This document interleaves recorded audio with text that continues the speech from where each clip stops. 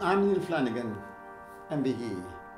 Back in 1943, Britain was struggling in the war, and Churchill advertised in the Jamaica Cleaner. As you probably know, Jamaica was then a colony, and they desperately need manpower to come to serve in the forces. And they decided to ask people to join the Royal Air Force in Jamaica. And surprisingly, I read the Cleaner that week, and I went past the queue for some unknown reason and went straight in, and I became the 39th man to join the Royal Air Force. So when I joined, I took an exam, I got the Queen's shilling as they called it in those days.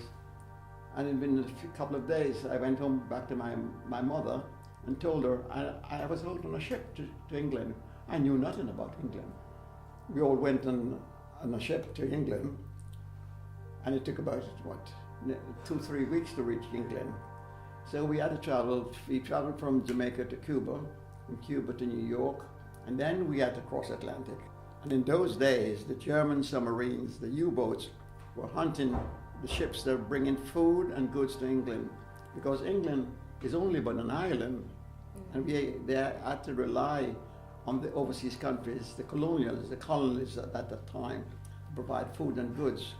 And in so doing, I was lucky, or the ship I was on was lucky, it was not torpedoed by the German U-boats. From there, it was 30 of us who came over at that time.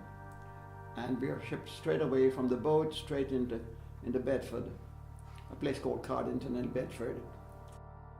When the young recruits first arrived in Britain, it was a shock in many ways. The mother country was not what they expected. It was not a magical realm of splendid palaces and fine houses. We have never seen blackout before. Blackout is when all the houses, all the roads, there are no lights, everything was covered. They didn't have street names, and the people live without lights because the lights was kept in the houses, and the houses had special design doors. And to keep the light out, that if the Germans flying over England saw lights, they knew where to bomb. Or they may believe it's a factory. They want to kill off people. That's the nature of a war, to devastate the people who live in there.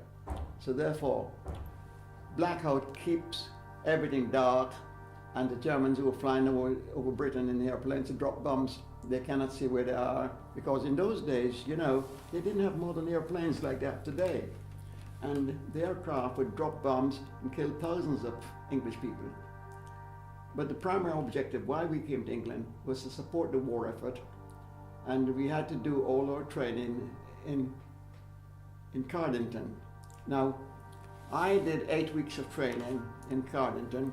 I learned how to march, I learned how to carry equipment, I learned to fire guns, I learned to put it this way, you have to learn to shoot people. And there I was on a firing range, firing a gun. And, from a Christian background, what am I doing here, firing a gun on Good Friday? When their training is complete, they will go to aircraft or ordnance factories or machine shops. There are also others from several West Indian islands who volunteered and were chosen for their skill. When I left the training camps, I took a special skill called instruments. As you probably know, every airplane have a dashboard, something like an old motor car. And the instruments that keep the aircraft going, one had to learn them, know how it is maintained, and the skills of how to service them. Well, I, for my good fortune, took up that skill. So I became a skilled instrument mechanic. I passed my exams, and I think I was the only instrument mechanic in that group of men. My colleagues were electricians, they did radar, radio, and later on there were a lot of motor mechanics and other skills. But that I passed out in, graduated, and I was shipped off to another camp, operational camp, and I was in transport command, I was in bomber command, and at the Battle of Arnhem, when so many men went off to die, the paratroopers went off to die. And I didn't go off to die, they died. I was one of those who was servicing the aircraft. They loaded up the aircraft with men, with guns, with bombs and so forth, and flew to Arnhem. Unfortunately, on that day, the weather changed. The German got hints that the British forces were going to land and capture that part of Holland. and they were waiting for them, and they just massacred them. Thousands, hundreds of servicemen, soldiers died that weekend. But I was here in England, very few got back alive, and that's the nature of war. So that didn't affect how you felt about anything at all? The emotional part you're talking about in today's society didn't exist. It might sound sad, but that is reality. And a serviceman lives a very hard life, a very difficult life. To those who live in a cushioned society today, it's a far wicked life to be a serviceman. Hard, tough, and you just got to get on with it.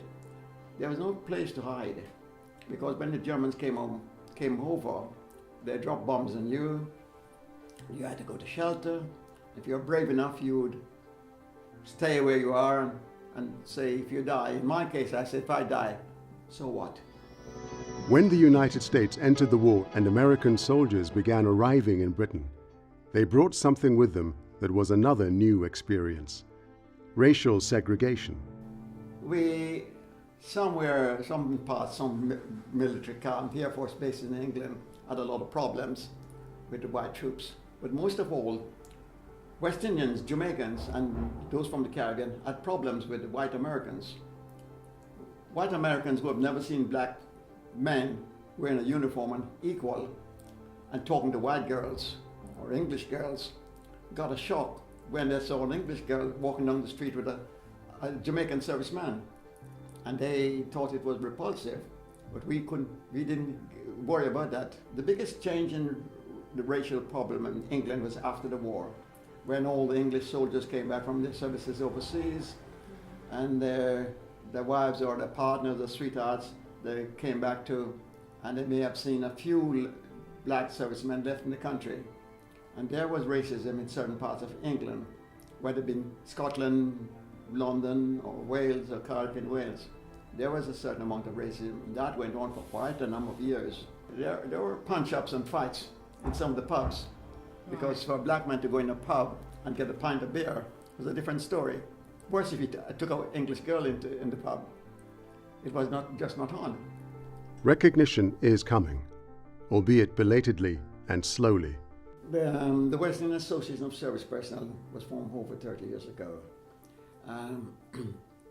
The primary objective was to assist and help ex-service personnel leaving the British forces who couldn't find housing, jobs, had medical conditions, and so forth. If you want to get things done for yourself, you got to lead it. You got to be in the forefront. You can't rely on another group of people to do it for you, especially if you're not a minority group. If you're a minority group in an English country or in any country.